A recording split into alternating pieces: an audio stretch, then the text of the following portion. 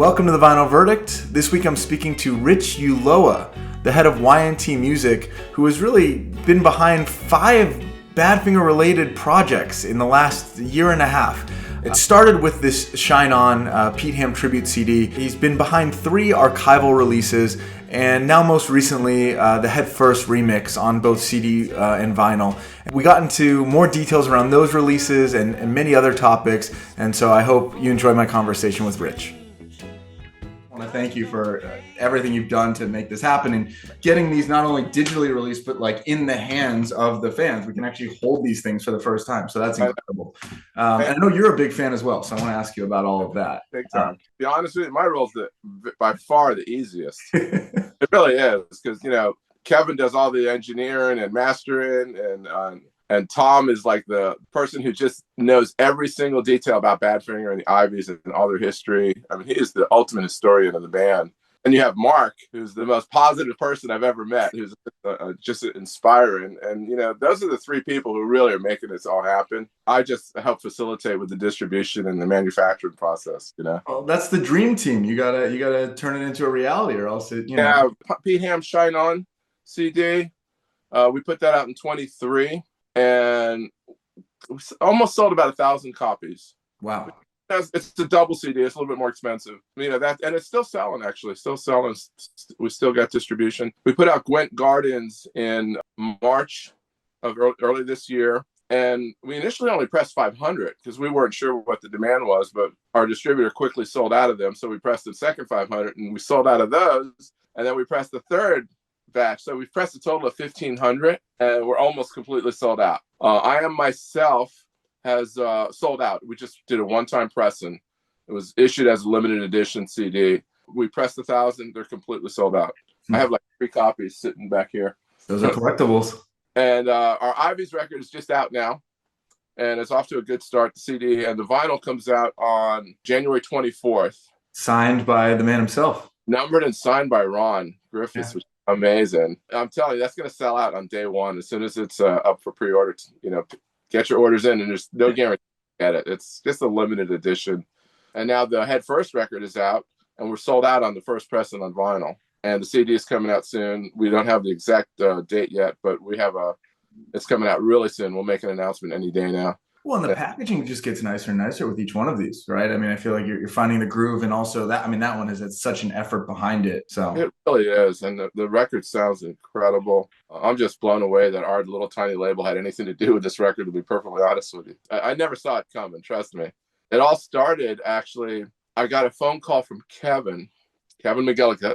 He got a copy of the Pete Ham tribute record, and we had some interactions on Facebook, but I didn't know him. And I never spoken to him. I got a call from him, and he asked me if I would be interested in help promote the digital release of Gwent Gardens.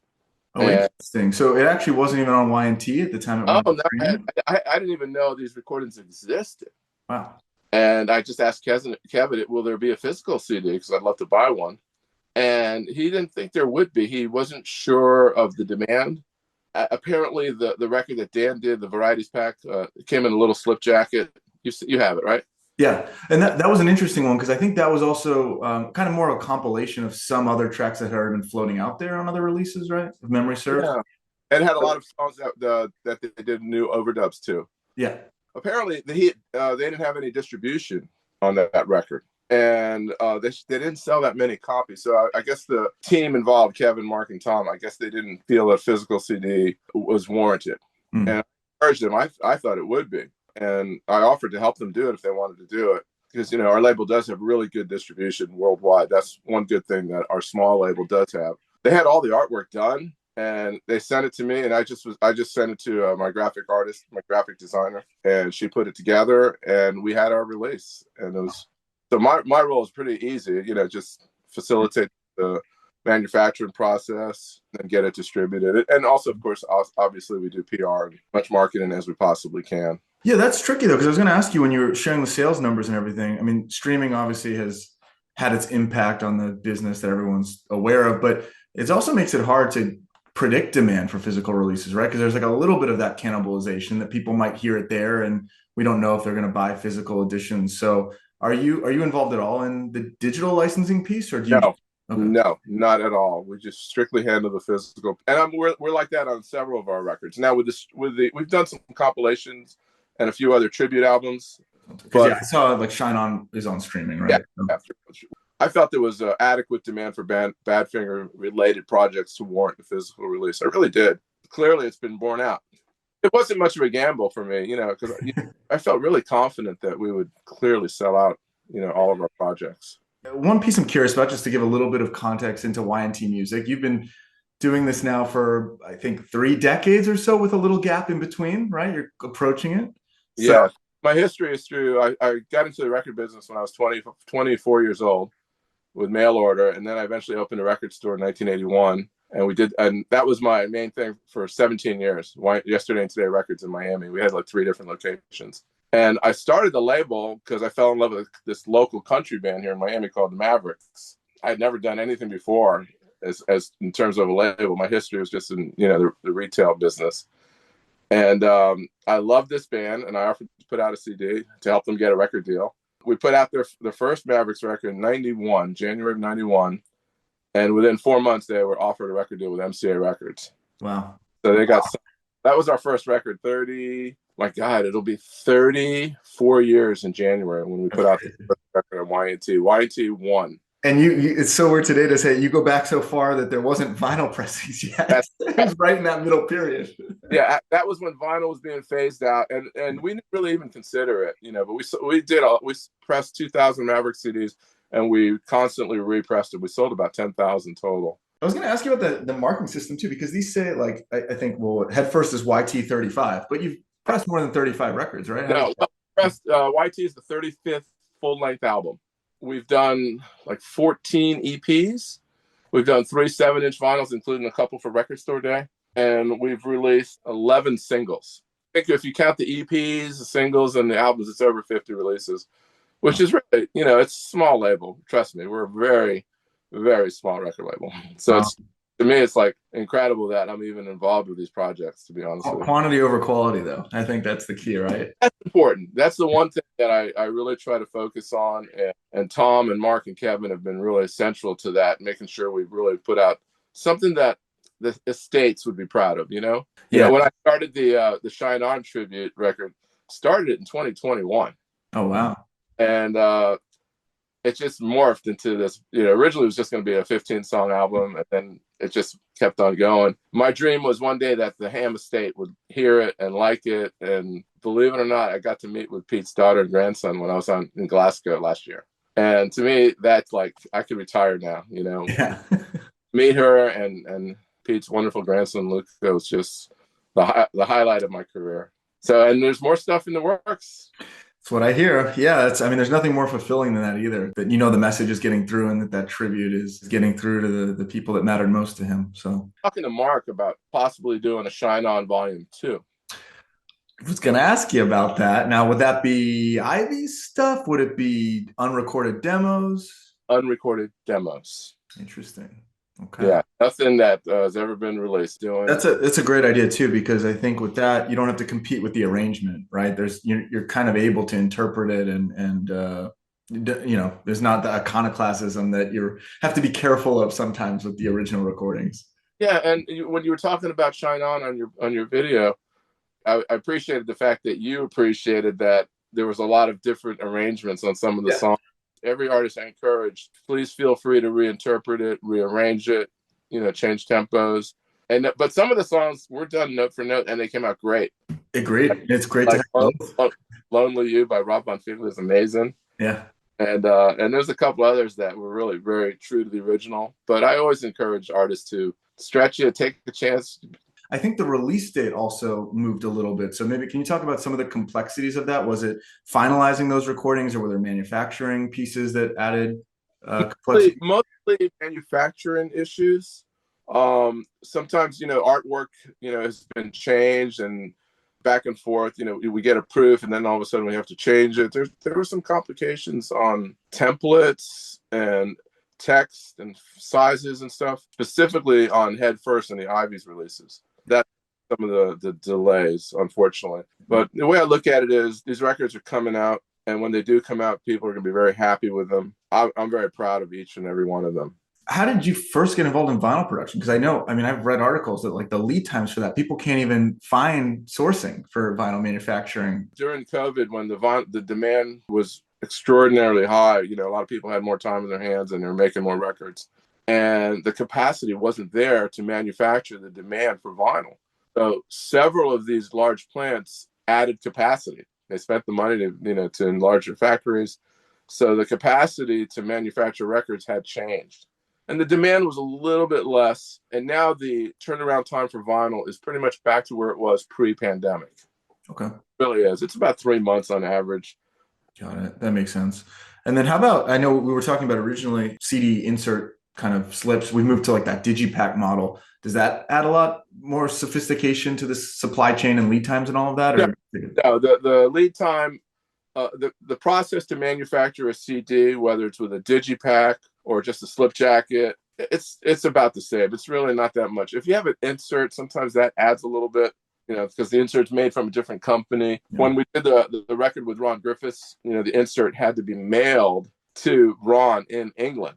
We had a couple issues with that. That's an unusual situation there. But for CD manufacturing, there's really very little difference, unless you add extras. Is there anything that you wish you did differently or anything you've learned in managing those, 4 or 5 releases that you'll carry going forward? Yes. Make sure we have all of our components for manufacturing further ahead of the release date. Because sometimes, you're so excited about releasing this music and you want the world to hear it. And sometimes you might want to put it out before you're 100% ready. And that's happened a couple of times. And so moving forward, I think you'll see that an announcement will come out way before the street date of a record. That makes sense. Well, you haven't had a recall yet, so you're more successful Oh, than no. there. I'm not worried about the sales for all these projects will be great. Yeah. And they're getting out there, and people who want them will be able to get them. That's the most important thing. Can you say anything about like the global demographics of where you said Y&T is obviously a global distributor. Where do you see the most demand for like these Badfinger releases today outside the US? Well, I'm very fortunate that I have a very close friend who works for our distributor. They're the Alliance Entertainment. They're the largest distributor in the world for physical media. And so I can get exact reports of where the records are selling the best. And right now we're doing great in Japan. Japan is a huge market for Badfinger, probably our biggest market outside the States. Of course, we do very well in England and Germany and the Netherlands, but also in Australia. There seems to be some demand for our projects in Australia, but Japan is really a big part of what we're doing. No question about it. I think it is really special, especially for a band that was really marred by lack of distribution. Like you could not find their records. I wasn't around, but I heard, it was impossible to get those original Apple records. It's interesting. When I started my record business, I started a mail order business in 1978, and all the Apple records were cut out. The Badfinger records, all the records on Apple, Billy Preston, Doris Troy, all those records were all cut out. And there was this distributor called Scorpio Music. They're still in existence, but they used to sell cutouts to stores and chains. Like you walk into a retail chain in 1978, you'll see all these cutouts. You see with cut corners or punch holes. Yeah. Box. Well, they had Badfinger straight up on their Scorpio list one day. I bought 50 copies for $2 a piece. Wow. This back in 1970. It might have been 77. And I would sell them for $10 a piece. And when we opened up my record store in 1981, we were selling sealed Badfinger straight ups for $10 a piece. It was, and then later, as the years gone by, and there was less and less of them, they would sell quickly. I think by 1982 or 83, they were gone. I still have my last copy, but it's not sealed, but it still has the shrink wrap and it has the sticker. Yeah, I love that. That was hype stickers. Yeah, I love that you guys did that with Head First too. By the way, it just adds something. Yeah, that was Bob. Bob came up with all that. Some people were saying, should you put bonus tracks on there? Because remember, the Snapper release had the extra CD of demos and stuff. Yeah. And my attitude was, we should release the record as if it was 1975, and Badfinger, the band, all 4 of them were putting it together, releasing it just like the next Badfinger record. So if that was the case, there's no bonus tracks. I didn't want it to be seen strictly as an archival piece. Mm-hmm. I wanted it to be the last Badfinger record with Pete. What about 45s? You mentioned you've done other 45s for Y&T. Was there any thought about doing like a Lay Me Down single with this? No, actually, I had no discussions at all with him. The problem with doing 45s, we've done a couple. Two of them we did were Record Store Day, official Record Store Day releases. When you have an official Record Store Day release, you're pretty much guaranteed you're going to sell out if if you press the right amount, because you got global distribution. Everybody you've obviously been involved with Record Store Day, right? I bought them. Yeah. I mean, Yeah. I've never been on the other side. No, but you've been to a store on Record Yeah, Store. Crazy, it's amazing. Yeah, but to manufacture a 45, the cost to manufacture 1,000 45s will be a little bit more expensive than doing the 1,000 Ivy CDs that we did with the booklet. You really have to think long and hard about the demand. Does it warrant a 45 release? Now, you could do a 45 release and make it like a collector's item with the non-LP B-side approach. Yeah. Our Mavericks record has a song that's exclusive strictly to the 45. But I just feel 45, you got to really think hard whether it's worth doing it. I mean, in a perfect world, I'd love to release more 45s. It's just the cost of doing them is really expensive, especially if you want to do them with a picture sleeve and everything, Yeah, that makes sense. I know they did it for the You're Such a Good Woman, that Pete Ham song from oh, yes. Street. And that goes for like hundreds on eBay now. What is your Badfinger origin story? How did you hear about him, and what was your experience? 1970, I was a 15-year-old kid, and the Beatles were, everything to me. And it was right around the time before they broke up. I remember hearing Come and Get It on the radio. And it was obviously a smash, and I loved it. I didn't know who Badfinger was, and only later did I learn that Paul McCartney wrote the song, and it was on, I didn't buy the single, and it was on Apple Records. And then a year later, or less than a year later, I heard No Matter What on the radio. And that I really loved.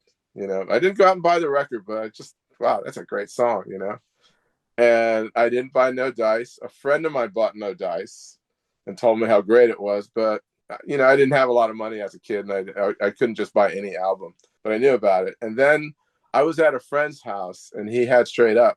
And he put it on, and the second song is Baby Blue.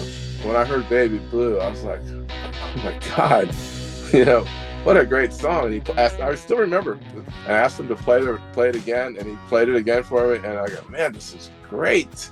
So I went out and bought the record. I think it was 2 or 3 days later. I even know the name of the record store was Aquarius Records.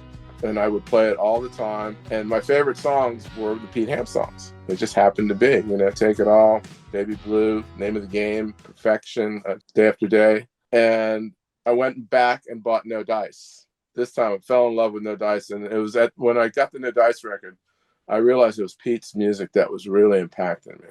We're for the Dark is just incredible to me. It's my second favorite Badfinger song. I realized that I was really drawn to Pete Ham. Even though I loved the record. Joey's songs were great. Tommy's songs, they were all great. Sweet Tuesday Morning on Straight Up was one of the most beautiful songs I ever heard. I love that's my favorite Joey song. Yeah.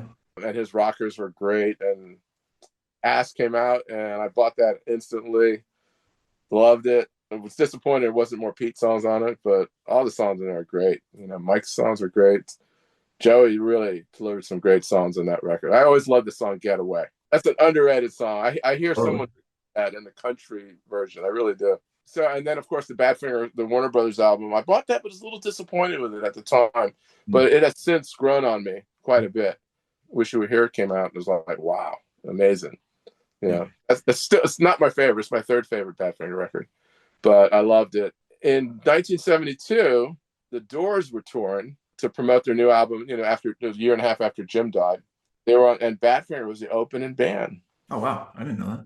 So 72, they were opening for another band. That's crazy. Badfinger opened for the Doors. My friends and I used to go to all the shows at this venue called Pirates World. It was like in Davie, Florida, and it was like an amusement park, and they had like an outdoor amphitheater. I saw Black Sabbath there, Deep Purple, a lot of great bands. And so we went to see the Doors, and I was excited because my friends didn't care about Badfinger. It was the three of us, but I was excited because Badfinger was on the bill. They rocked. I mean, I think they came out with a mindset, we're going to do a rock and roll show. It wasn't like they didn't do Name of the Game, or they were jamming a lot, and it was more of a rock. They rocked the place, and they got a great ovation. Doors did a great set too. They were great, even without Jim.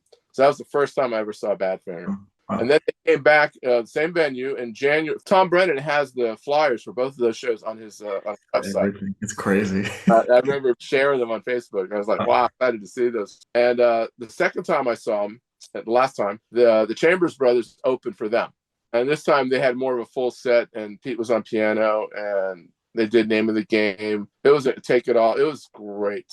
And I was like, this was the show that I really, really remember. We had pretty good seats, and so I got to see them on their 2 Florida appearances. That's amazing. And it's very similar. Echoes my dad's story, which I think was a lot of the American experience was straight up and then going backwards and then kind of tracking. Really? And he saw them twice as well in the original one. And where did he see them? Both times in Chicago.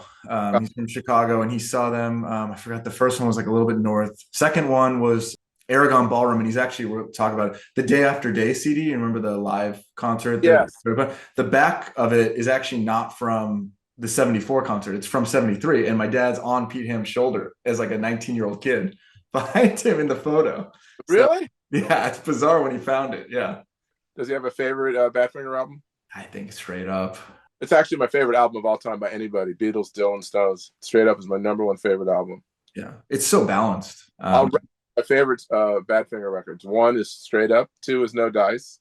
3 is Wish You Were Here. 4 is Ass. 5 is Badfinger. 6 is Head First. 7 is Magic Christian Music. I don't consider Say No More and Airwaves. Actually, when they came out, I didn't even listen to them. Really? Wow. Yeah, because I was so devastated by Pete's loss. You know, to me, Pete was the heart and soul of the band. And looking back, obviously, Joey and Tommy were too. Badfinger would have never achieved what they did without all of them. But when Pete passed, I went into other music and stuff. And I remember Airwaves. I didn't hear Airwaves until like a year or 2 after it came out. And I love Joey's Love Is Gonna Come at Last. Amazing. That's such a signature song. As good as anything on the Badfinger albums before that. And I liked a few of the other songs on that record. And then Say No More, I remember it came out. A friend of mine actually worked at the label, Radio Records. Oh, wow. Oh, yeah, because that's Florida. Yeah, Fort Lauderdale label. They were famous for the Stars on 45 series. I don't know if you remember that. That didn't age so well, some of that stuff. Yeah, and then they tried to get into the music business of promoting new bands and stuff. So they signed Badfinger. They were all excited. Say No More record, listen to it now. It's a fun record. My least favorite Badfinger record. Wow. Okay. Interesting. Yeah. The status of those and getting, that Say No More is just impossible to find in print. Is it really?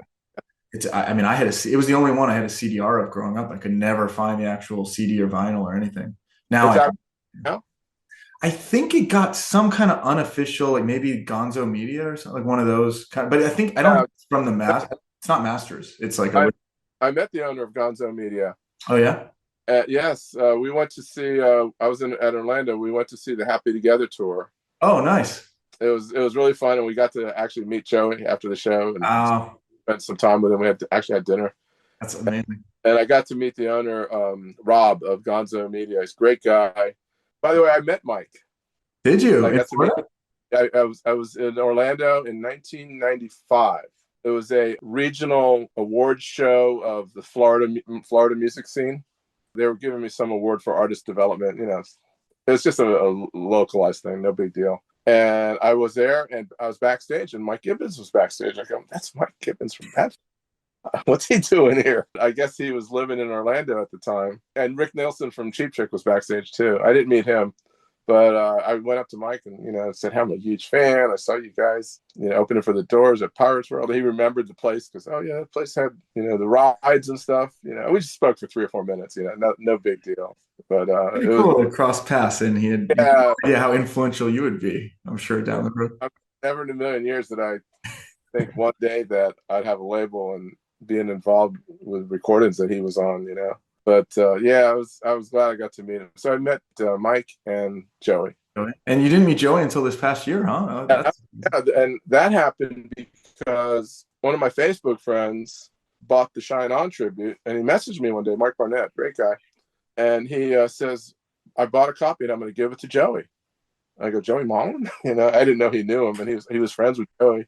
Yeah. And I go, wow, thanks. And then a couple of weeks later, I asked him, did he like the record? And apparently, Joey's wife Mary took a picture of him holding our Shine On record, Oh, wow. and I posted it on Facebook.